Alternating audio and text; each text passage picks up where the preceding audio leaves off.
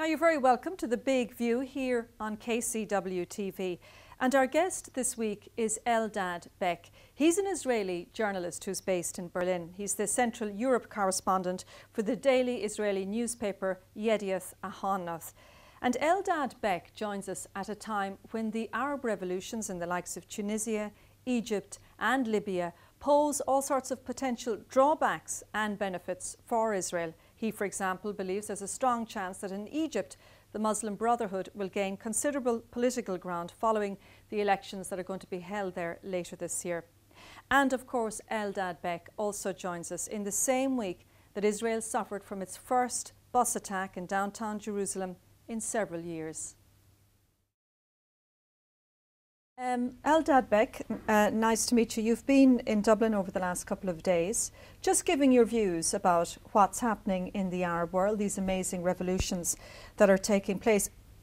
And I'd like to get to that. But before that, of course, we've seen during the week now the first bus attack in Jerusalem for many years. I think it's been 7 years now since those series of horrendous bus attacks. What's your own view now? Do you think that this is the beginning of a cycle again of, okay, it wasn't a suicide bomb attack in this instance, a bomb was left by a bus station, but that we're going to see more of this now in Jerusalem and other Israeli cities? I'm afraid indeed that we are going to witness a escalation of attacks on Israeli targets in the coming days, weeks and months. I do believe that it is not a coincidence that those things are happening right now in times where the whole Arab world is busy with other internal problems.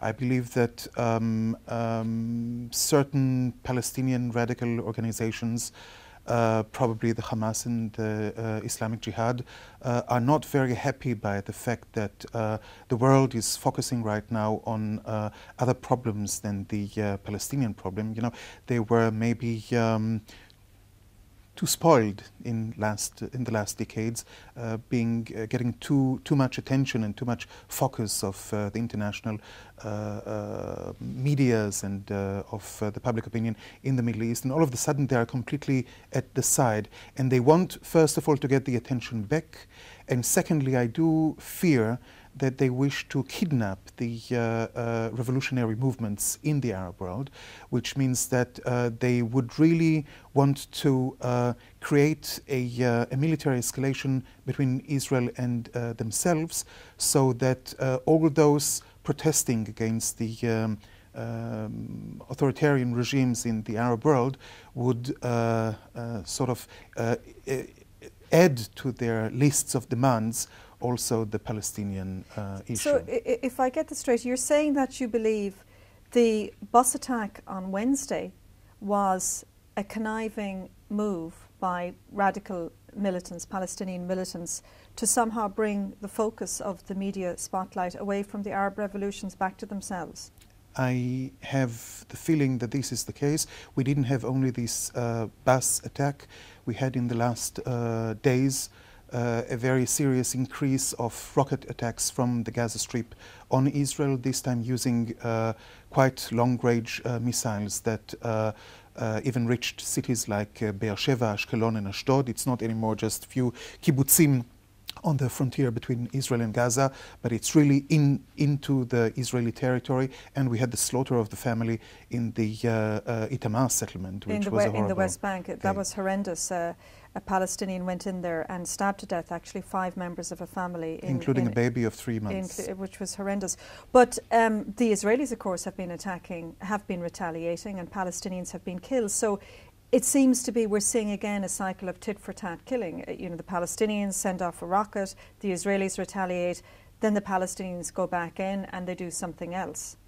Well, the situation is the following. You know, as the Palestinians started with this wave of attacks, they are putting the Israeli government in a very delicate situation, because the Israeli government, being a democratic government, is under public pressure to react, and it cannot hold its horses for very long.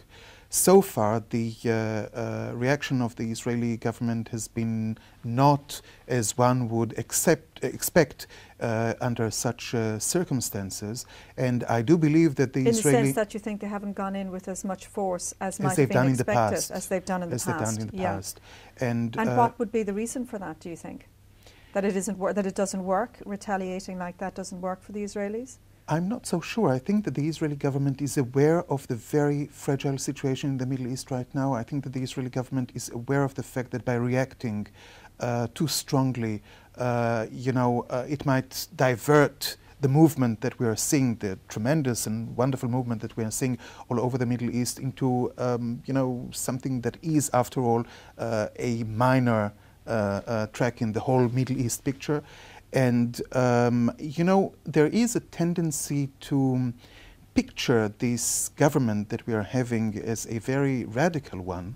However, maybe one should have a historical perception of the things. This government, being a right-wing government, was the very first government in the history of Israel since the War of the 6 Days who absolutely stopped for a while the expansion of settlements for 10 months. Now, this did not happen with Labour Party governments. It did not happen with the Kadima governments.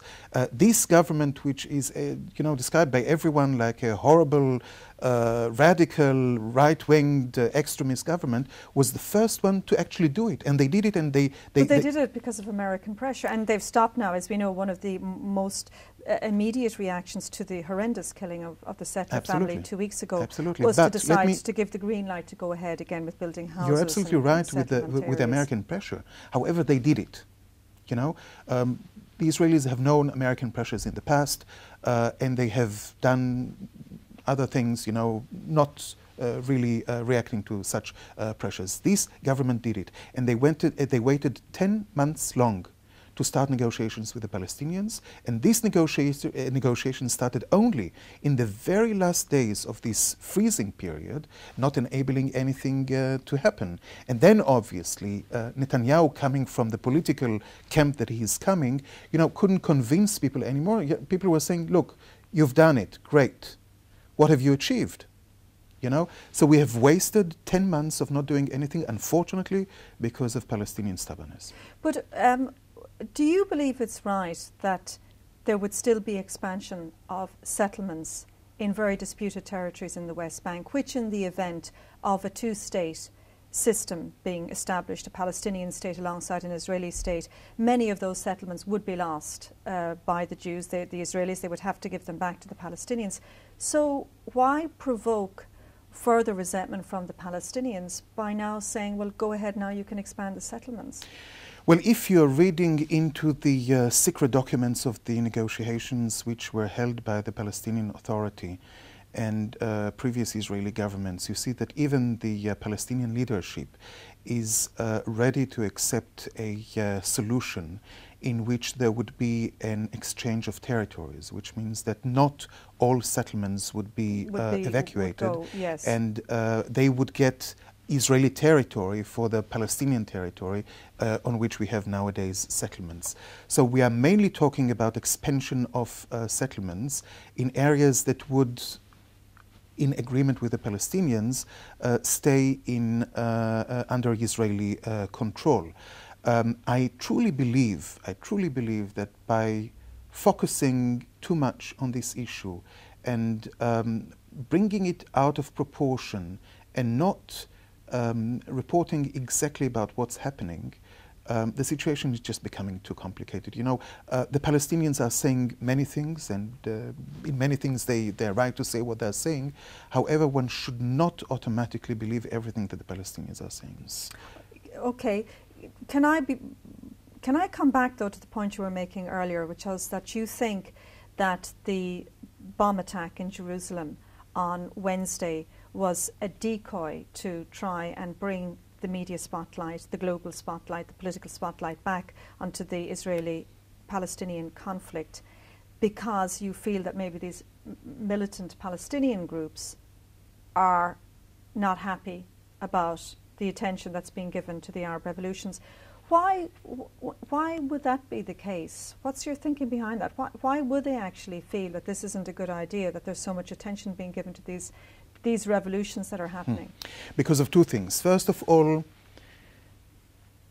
one has to understand that what is happening in the Arab world is already happening among the Palestinian society, and we have witnessed a certain movement of protest in the Gaza Strip against the regime of the Hamas, which means that people are feeling inspired by what's happening all around them, and they're also starting to think what effect it could have on the Palestinian society. And I'm not so sure that Hamas want this situation to go on. Because you're saying that they might fear that people who might be against their regime and have expressed that in Gaza might be inspired and increase their protest movement against them. Absolutely, absolutely.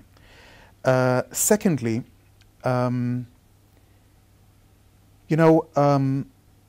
everybody has put a lot of attention into the conflict between Israelis and Palestinians, to such extent that I sometimes have the feeling that some Israelis and some Palestinians fell in love with the conflict because they very much feared the day that the conflict would not be there anymore, and that they would not, get the international support, financial support, political support, media support that they are, and attention that they are getting nowadays. You're saying both Israelis and Palestinians? That some Israelis them, yes, and some Palestinians, maybe more on the Palestinian side, because they have, reason to want more attention. And I think that large parts of the international community falsely believe, until today, that the main reason to all the problems in the Middle East is the conflict between Israelis and Palestinians, between Arabs and Israelis. Yes, it's the root of all other unrest origin in the area. of all, yes. The mother of all problems, yes, as Saddam Hussein would have probably called it. And all of a sudden, people wake up to a reality where they see that it's wrong, that it's not true, that populations in the Middle East were oppressed by regimes who were probably for the Palestinians, but were doing very poorly regarding their own populations. And, there's also a huge difference between each revolution in the Arab world. There is a specificity to each country. There is a question, for example, in Egypt of the huge Coptic minority. In Bahrain, it's the Shiite majority who is standing up for its right today. In Iraq, we have seen what is happening with the Shiites. In Lebanon, the Shiites are standing up. Everybody's obviously focusing on what's happening with Libya now, with the Western intervention. But in Lebanon, we have a very quiet revolution of thousands of people who are going to the streets and demanding the change of political system in Lebanon into a secular system, which means really democratization. Now, since there are no dead people there, and since nobody is exploding, as much attention, yeah. But this is fantastic. People are going to the street and wanting to put an end to a system that has been really the reasons of all illnesses of Lebanon, and they want to say, we want, one man, one vote system.